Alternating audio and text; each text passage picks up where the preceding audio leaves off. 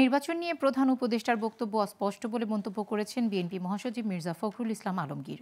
সকালে রাজধানীর গুলশানে দলের চেয়ারপারসনের কার্যালয়ে সংবাদ সম্মেলনে তিনি এ মন্তব্য করেন। এ সময় স্থায়ী কমিটির সদস্য সালাউদ্দিন আহমেদ বলেন, তত্ত্বাবধায়ক সরকার ব্যবস্থা এখনই ফিরেছে সেটা বলা যায় না। বিস্তারিত আলাদ বাবলু রিপোর্টে।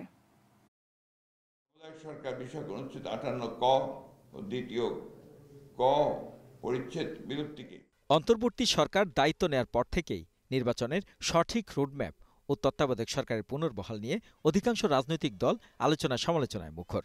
বুধবার এসব বিষয় নিয়ে বিএনপির চেয়ারপারসনের গুলশান কার্যালয়ে কথা বলেন দলটির মহাসচিব মির্জা ফখরুল ও স্থায়ী কমিটির সদস্য সালাউদ্দিন আহমেদ। তত্ত্বাবধায়ক ব্যবস্থা ফেরার অপেক্ষায় মন্তব্য করে সালাউদ্দিন আহমেদ বলেন, পঞ্চদশ সংশোধনী আংশিক বাতিল করে হাইকোর্টের দেয়া রায়কে স্বাগত জানিয়েছে বিএনপি, কিন্তু রিটকারীদের প্রত্যাশা ছিল পুরো সংশোধনী বাতিল হবে। তবে সংবিধান সংশোধনের এখতিয়ার নির্বাচিত সংসদের। আদালতের রায়ে সেটি স্পষ্ট হয়েছে বলেও জানান তিনি। বাকি জিনিসগুলো মাননীয় আদালত সংসদের উপরে এই জন্যই ছেড়ে দিয়েছেন যে ওখানে কিছু রাজনৈতিক সিদ্ধান্তের বিষয় আছে বলে আদালত হয়তো মনে করেছেন। সুতরাং রাজনৈতিকভাবে নির্বাচিত পরবর্তী সংসদ একটি নির্বাচিত সংসদেরই কর্ম যাবতীয় সংশোধনী বিবেচনা করার। আমরা এটাকে অ্যাপ্রিসিয়েট করি এভাবে আপনার প্রশ্নের উত্তরে, যে এটা একটা বিচার বিভাগীয় স্বীকৃতি মিলল যে সংসদ, একমাত্র সংসদই হচ্ছে উপযুক্ত ফোরাম যে কোনো রকমের সাংবিধানিক সংশোধনের জন্য। এ সময় আগামী নির্বাচন নিয়ে কথা বলেন মির্জা ফখরুল। তার মতে, প্রধান উপদেষ্টার ভাষণে নির্বাচন সংক্রান্ত বক্তব্য অস্পষ্ট।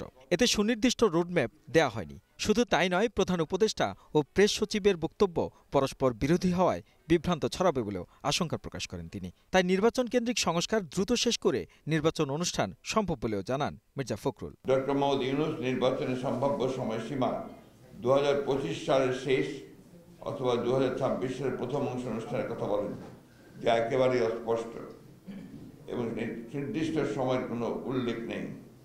অথচ তার প্রেস সচিব বলেন 2026 সালের জুন মাসের মধ্যে নির্বাচন অনুষ্ঠিত হবে, যা পরস্পর বিরোধী। এই ধরনের পরস্পর বিরোধী বক্তব্য আরও বিভ্রান্তি সৃষ্টি করবে। যেহেতু নির্বাচন কমিশন গঠিত হয়ে গেছে, সেহেতু নির্বাচন অনুষ্ঠানের বিলম্বের প্রয়োজন নেই। নির্বাচন কেন্দ্রিক সংস্কারগুলো দ্রুত সম্পন্ন করে নির্বাচন অনুষ্ঠান সম্ভব। রাজনৈতিক দল ও অন্যদের সাথে আলোচনা করে নির্বাচনের রোডম্যাপ ঘোষণার দাবিও জানান বিএনপির মহাসচিব। নির্বাচনের সুনির্দিষ্ট সময়ে। আলাদ বাবলু, গ্লোবাল টেলিভিশন, ঢাকা।